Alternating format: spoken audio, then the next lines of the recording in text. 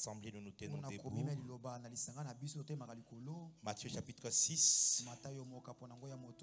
Si une voisine, un voisin est assis à côté de toi, demande-lui de se tenir debout. C'est la parole du roi. Est-ce que vous y êtes?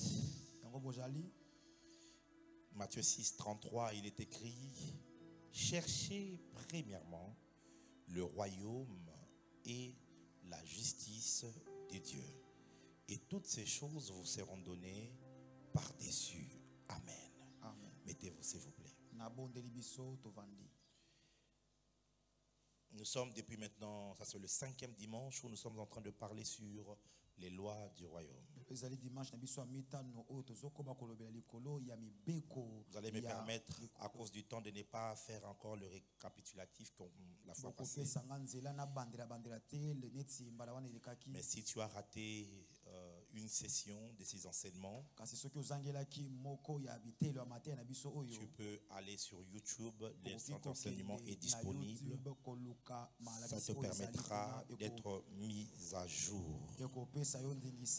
Alors aujourd'hui, rapidement, j'aimerais parler des caractéristiques des lois du royaume.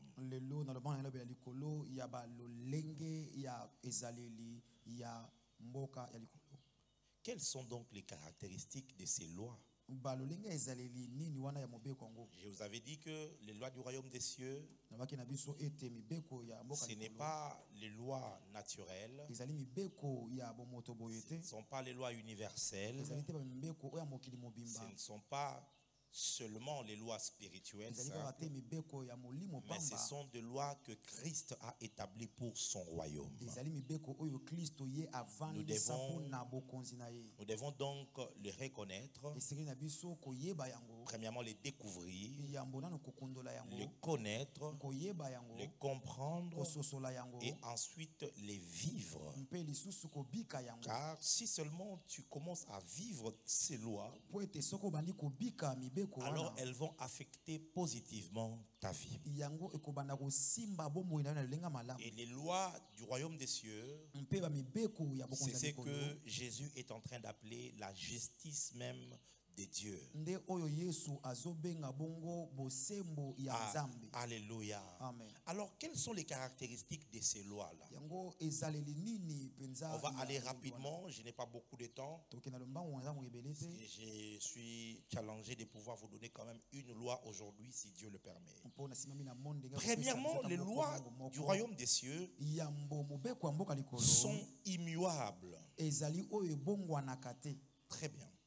Ils sont immuables. Vous savez, quand l'interprète interprète bien, ça me facilite de ne pas beaucoup d'explications. Amen. Amen. Matthieu 24, le verset 35. La parole de Dieu est en train de dire ceci.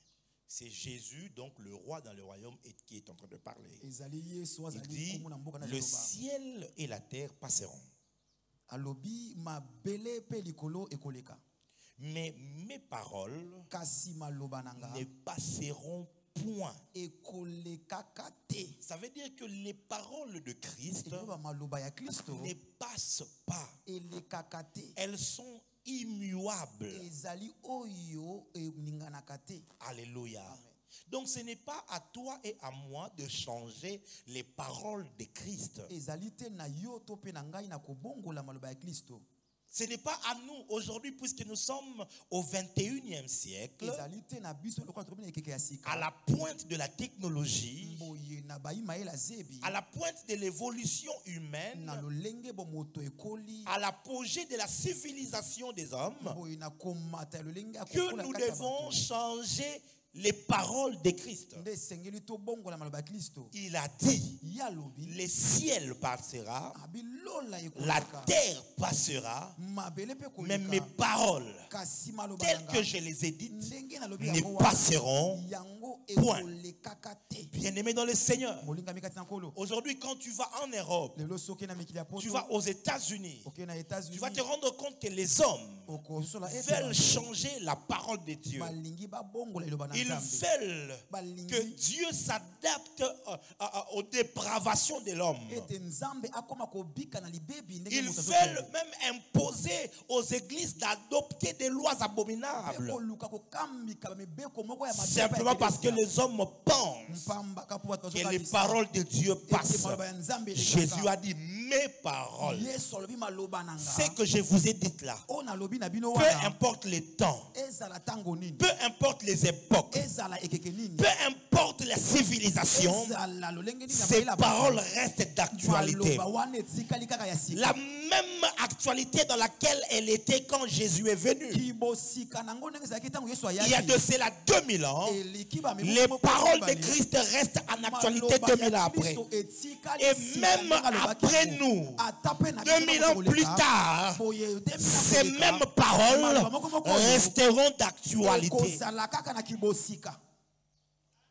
Dans la technologie, il y a à peu près 20 ans, une révolution s'est passée au niveau du monde téléphonique. Je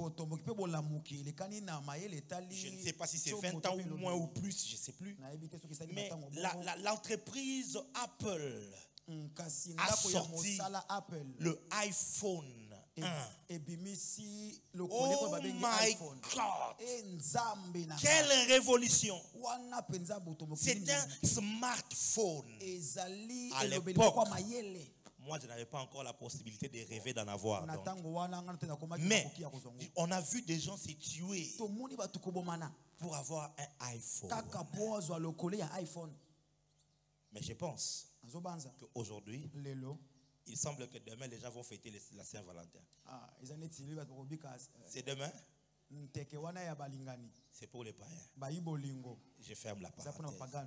Morgan dit Amen. J'ai dit quoi? C'est pour les païens. Donc, si la sœur vient, c'est pour les païens.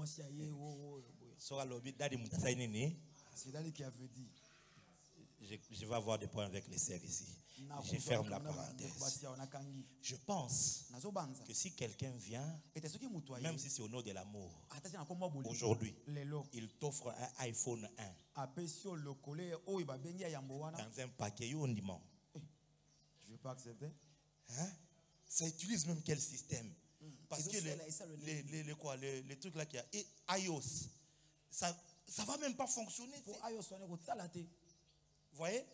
Mais pourtant, il y a 20 ans passés, c'était la nouveauté. C'était la révolution. Chez nous, dans les Samsung, parce que bon, voilà, je ne vais pas parler là-bas. La révolution, c'était avec le S. S1. C'était la mort. Tout le monde. Et puis Samsung Pay. Ce sont des voleurs, ces gens-là. S1. Et puis Note 1. Et puis on a et puis Jésus. Nous sommes à téléphone. Mais voilà. Mais il faut voir. C'était actuel. C'était révolutionnaire. Ceux qui travaillaient un peu dans les banques, dans les réseaux de télécommunications, quand ils avaient ça, c'était un moyen de frimer, vous savez.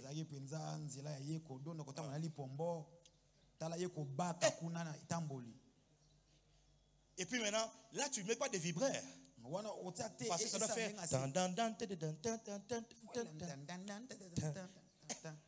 Là nous savons. C'est un iPhone.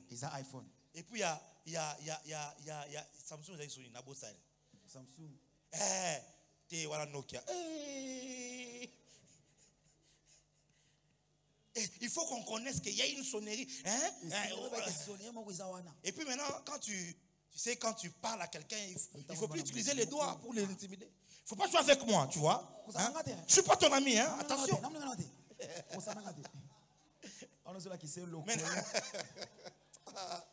Congolais, Congolais. Maintenant, 2 ans passés, 3 ans passés, iPhone 2 est sorti, iPhone 3 est sorti, iPhone 4 est sorti. Le iPhone 1 est obsolète maintenant. Ça n'a plus d'importance, ça n'a plus d'utilité. Aujourd'hui, nous sommes dans les S22 qui est maintenant en train de sortir. S22. Si on t'offre même le S2, tu ne vas pas accepter. C'est un ancien téléphone. Maintenant, tu vois, chez nous les hommes, ce que nous créons est en actualité pour un temps. Mais après, ça passe. Ça expire. Lorsque tu achètes un produit à manger, un médicament, il y a la date d'expiration. Après cette date-là, tu ne peux plus l'utiliser. Voyez-vous, même les habits, la mode, ça passe après 6 mois, 1 année comme ça. Il y a des habits qui, à un moment donné, quand, vous savez qu'à l'époque de nos parents, être sapeur, c'était faire des pantéléphants.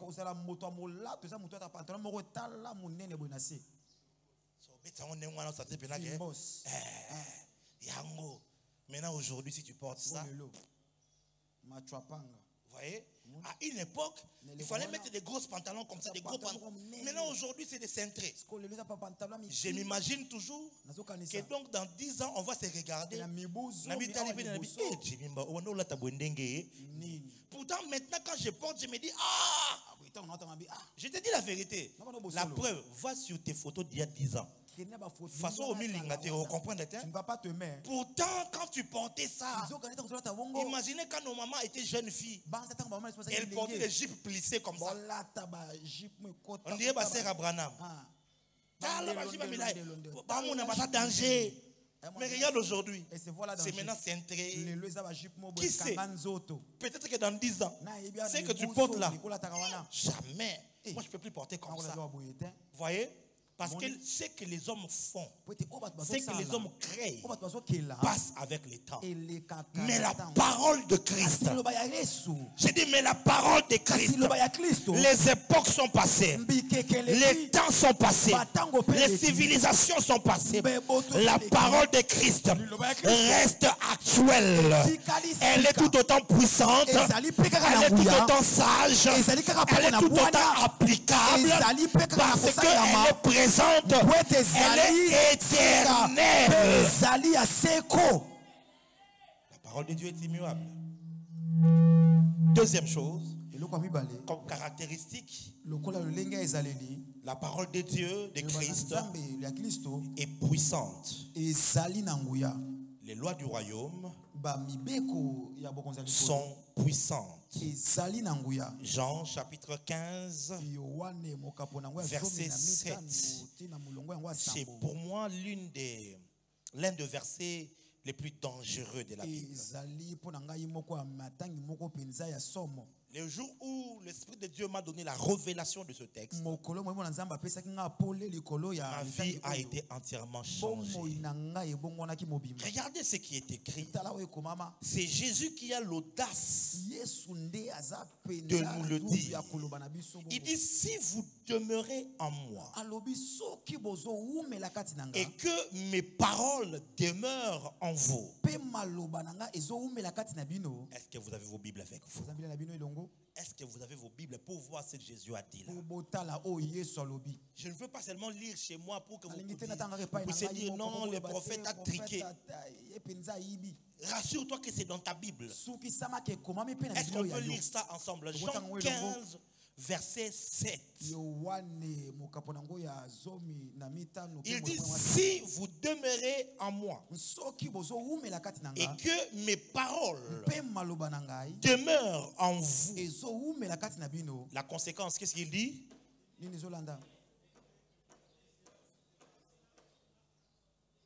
Ça c'est grave. Il dit, demandez ce que vous voudrez et cela vous sera accordé. Je me pose la question, Jésus, est-ce que tu es normal quand tu dis une parole comme ça? Est-ce que tu es sérieux quand tu dis une chose comme ça?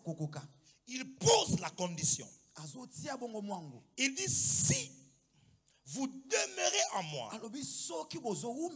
et que mes paroles, ça veut dire les lois que je vous donne, les principes du royaume que je vous donne, si ces principes habitent en vous, ces principes demeurent en vous. Si c'était à qui n'allait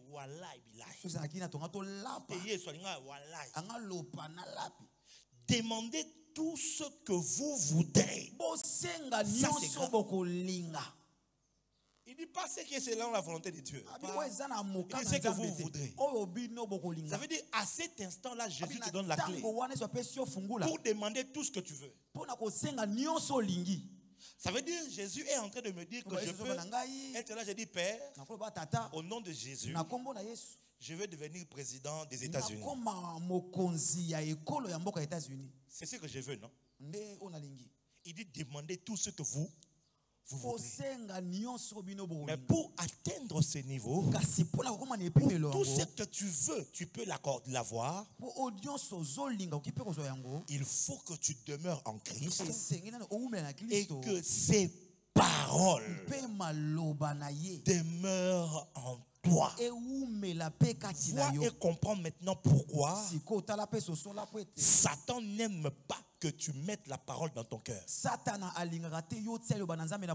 Vois et comprends pourquoi à chaque fois que tu ouvres la Bible, tu as sommeil. Vois et comprends pourquoi. Oui, je sais. C'est terrible. Tu regardes novelas bien.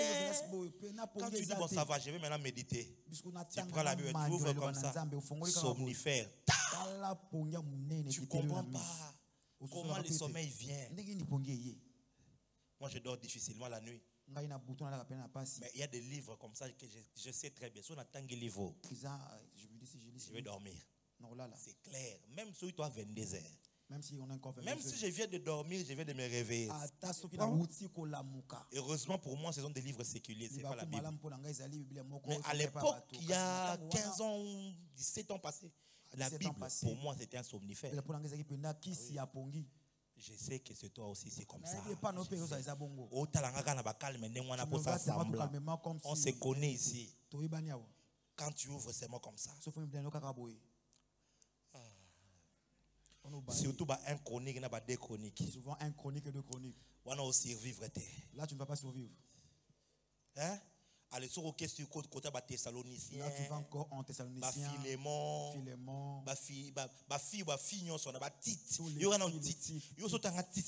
as déjà lu tout à la maison. Je vais méditer sur le livre de Tite.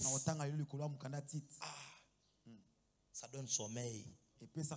Mais pourquoi? Parce que le diable sait que quand tu étudies la Bible, tu vas découvrir les lois du royaume. Et si ces lois commencent à s'appliquer dans ta vie, tu deviens dangereux.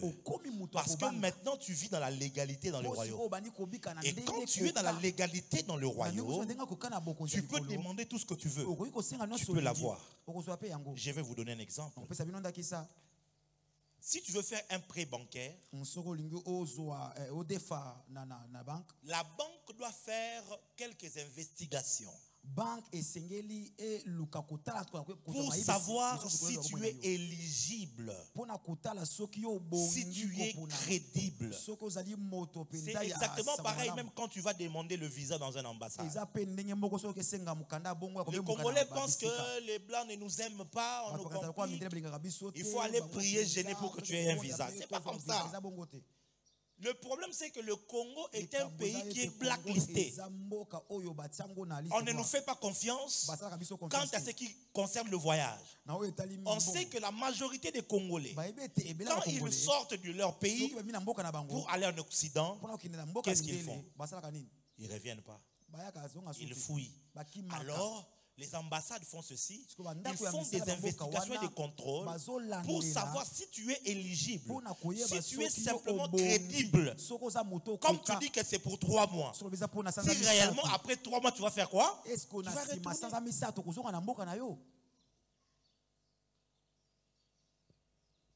Et puis maintenant, tu vas voir quelqu'un. Il a menti dans ses dossiers. Et puis il vient pour que je lui impose les mains. Oh, un miracle.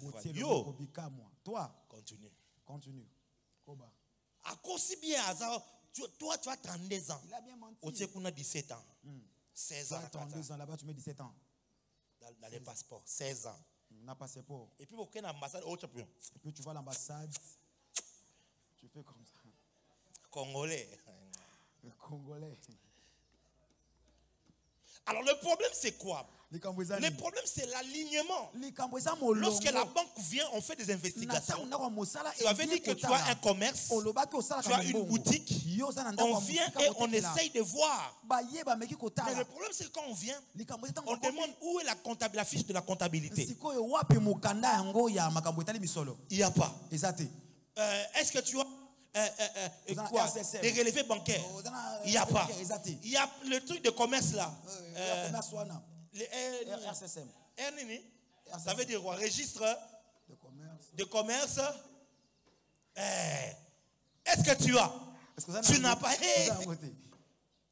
Maintenant, quand on te refuse le crédit, donc la famille n'a pas. Ce sont les sources de ma famille. Tout n'est pas de la famille. Notre problème, c'est une question d'alignement. Tu veux que la banque t'octroie un crédit, il faut que tu sois crédible. Parce qu'on donne du crédit à celui qui est crédible.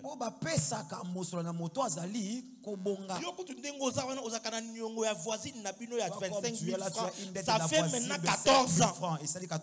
Au Sala tout ok vacances. Jusqu'aujourd'hui.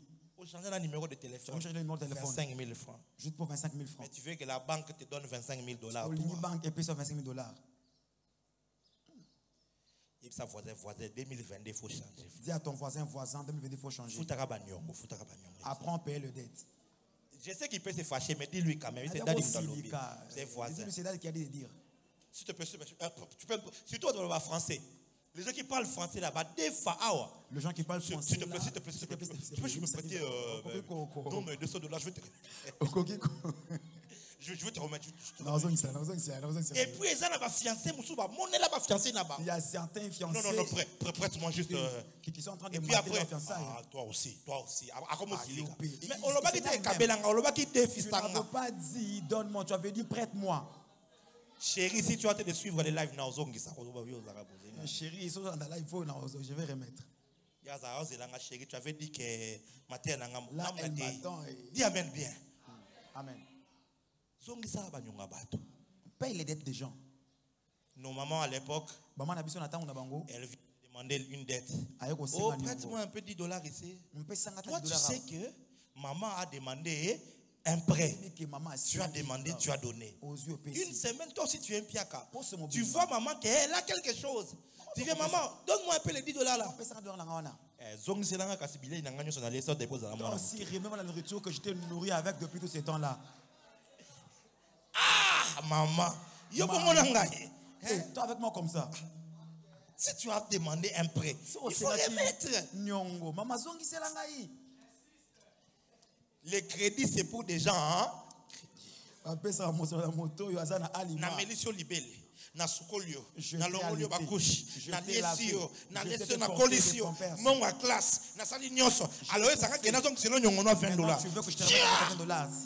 Ingrat. Mais nos parents, nous vous aimons seulement comme ça. Il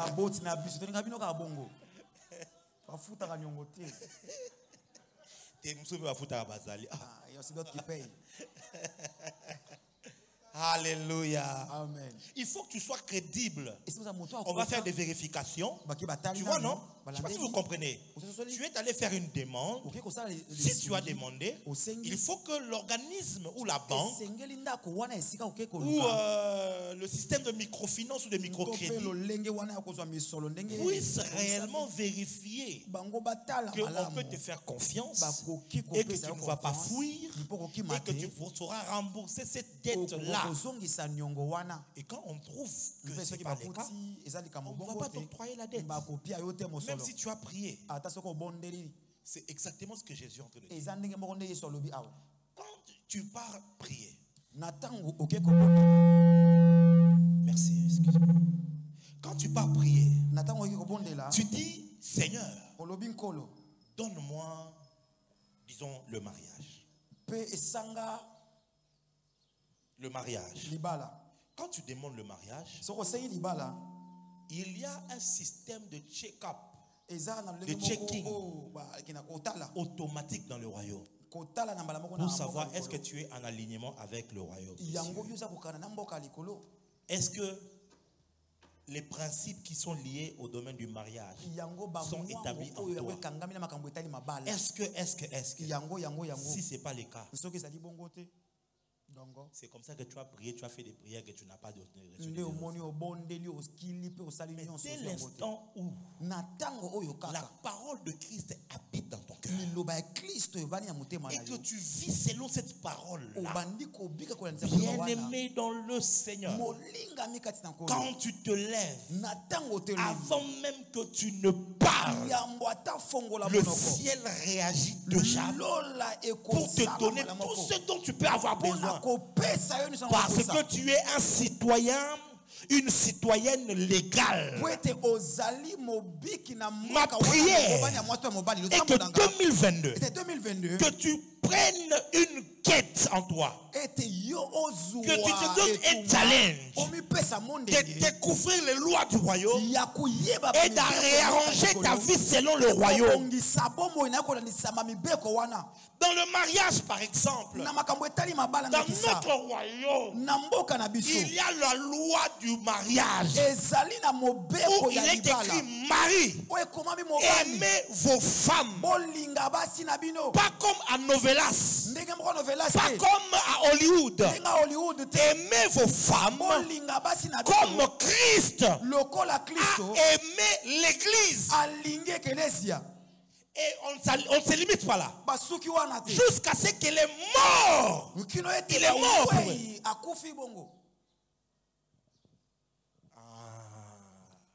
Si tu veux te marier homme, il faut que tu sois prêt. Non seulement à aimer, jusqu'à mourir pour ta femme. Toi,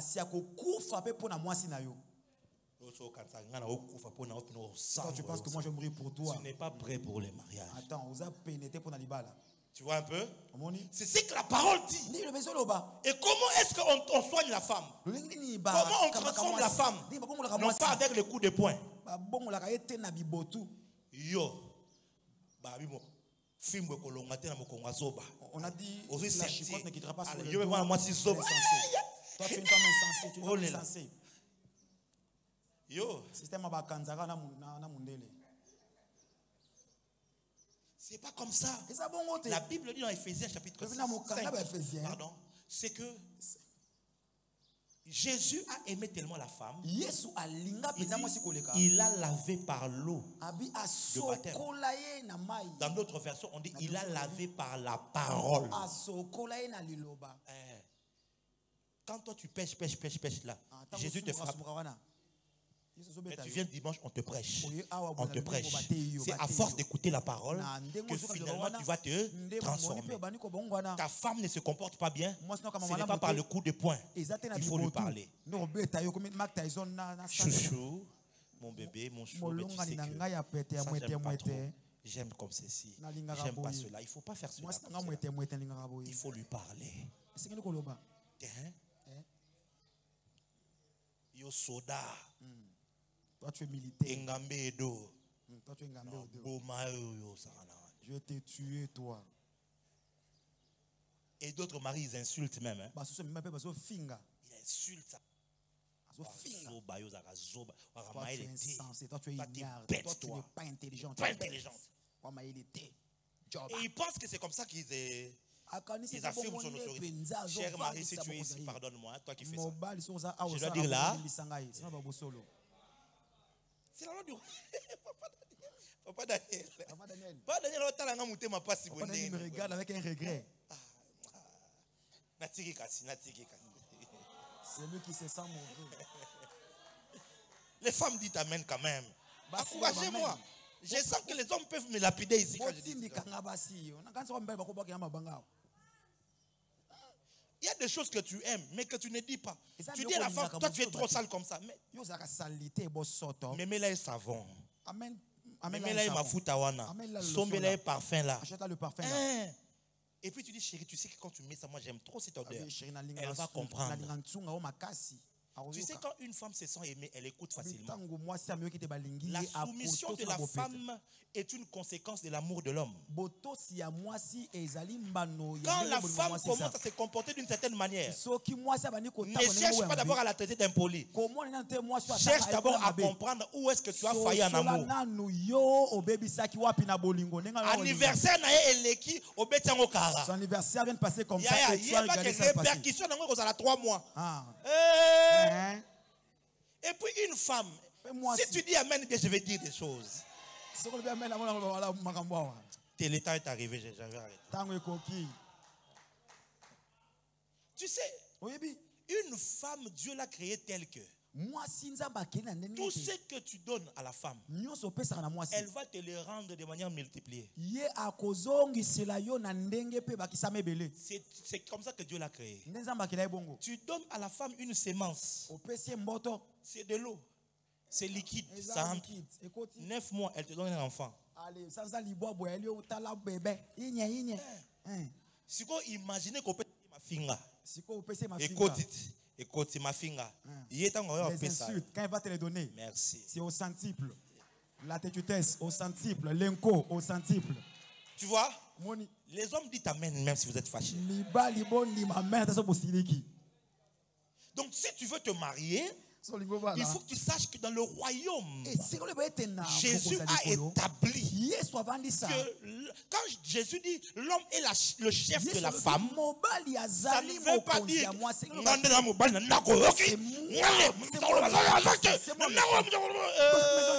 c'est moi. Si un chef commence à rappeler qu'il est chef, c'est qu'il n'est plus chef.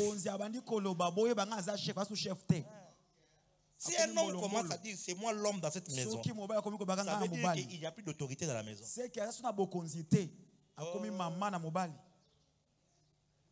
Quand la Bible dit que tu es chef, ça veut dire simplement que tu es le tête, la tête. Tu es la tête pensante. C'est toi qui imprime la vision et qui donne la direction. C'est juste ça. Il y a un principe que Dieu a établi dans le mariage. Maintenant, on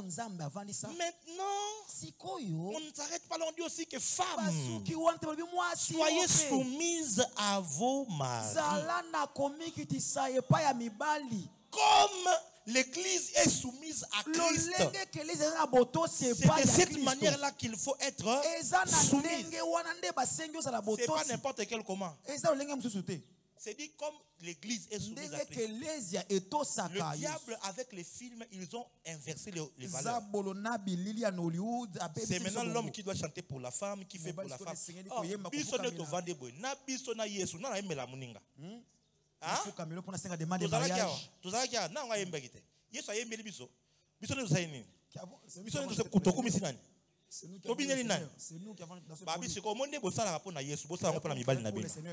Faites-le aussi pour vos maris. Hey, hey, yeah. Alléluia. Moi tel que je suis là comme ça. Et puis là que bon de les sûr. Moi là comme ça. Les supplier, chanter les chuchoter. Je ne peux pas les chuchoter. Mais ok pas Yesu. Nazobondela yo. Yesu a l'habité. Au monde n'engo zobondela que no bondela mobile na opebo. La manière où tu me supplies là, va aussi le faire chez ton mari. Les hommes disent amen, encouragez-moi. Amen. Amen. Les supporters se bagagent. Et les supporters ont crié. Les femmes dans le monde sont orgueilleuses. Orgueilleuses. Et elles se comportent comme de rebelles. Comme Lucifer devant le roi là-bas. Quand tu refuses, écoute, si tu es Lucifer et que tu refuses de donner la louange à celui qui t'a créé, c'est grave. Ta place ne sera plus trouvée dans les ciels. J'ai parlé en parabole, celui qui a compris a compris.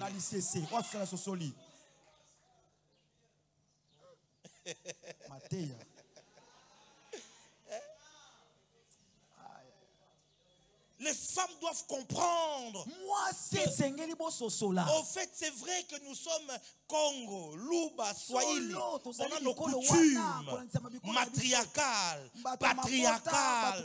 Mais quand nous sommes enfants de Dieu, il y a une loi dans le mariage. Une femme doit se soumettre. Et se soumettre, ce n'est pas devenir une esclave. Se soumettre, ce n'est pas qu'on te tape et puis tu fais rien. Ce n'est pas comme ça, c'est pas ça la soumission. Cette femme ici n'est pas soumise. Hein? Et bon, self-défense, c'est à point. C'est pas pour ça. La soumission, c'est under mission, submission, sous une mission. Ça veut dire quoi? La femme, elle se place sous la mission de l'homme. Elle se place sous la vision de l'homme. Car dans une maison, il ne peut pas avoir deux visions. Ce sera la division. Et Dieu a donné une sagesse telle que même dans une voiture, on a tout mis chez les chauffeurs. On peut tous aller mais rétroviseur, c'est moi. Volant, c'est moi. Boîte de vitesse, c'est moi. Tableau de bord, c'est frein, embrayage, accélérateur. C'est pas la personne qui est à côté de dire non, prête-moi un peu les volants. On va conduire nous des non. La soumission, c'est de savoir, c'est lui qui a les volants. Moi, je suis à côté. Je suis ce que lui est en train de faire. Maintenant, quand vous refusez de vivre selon la loi du royaume du ciel, il y aura des ordres. Et quand il y a des ordres, le diable va pouvoir prendre place. Et si le diable prend place, c'est là qu'on voit tous les chaos qui peuvent se créer. Vous voyez pourquoi il y a des divorces parmi les chrétiens? C'est parce que les chrétiens ont refusé les lois du royaume des ciels dans leur mariage. Pourquoi est-ce qu'il y a des problèmes dans les familles? Parce que les chrétiens ont refusé d'appliquer les lois du royaume dans la famille. Pourquoi est-ce que les chrétiens échouent au travail, dans les affaires? Ils ont refusé le code du travail du royaume. Ils ont refusé le code de la famille du royaume. La parole de Christ est puissante, capable de régler tous les problèmes, toutes les situations, si seulement elle habite abondamment. Je m'arrête là, que Dieu bénisse sa parole. Lève-toi, on va prier. Tu vas dire à Dieu, Seigneur, apprends-moi ta parole. Apprends-moi les lois du royaume et aide-moi à vivre selon elles. Si tu es dans les affaires, demande à Dieu de te montrer les lois du royaume qui régissent le monde des affaires. Tu es marié, demande à Dieu de te révéler sa parole concernant le mariage. Demande à Dieu de te donner la sagesse qu'il faut par rapport au travail, par rapport à l'entrepreneuriat, à tout ce que tu fais. Il y a une parole correspondante qui peut transformer ta carrière. Lève ta voix, commence à prier. Lève ta voix, commence à prier.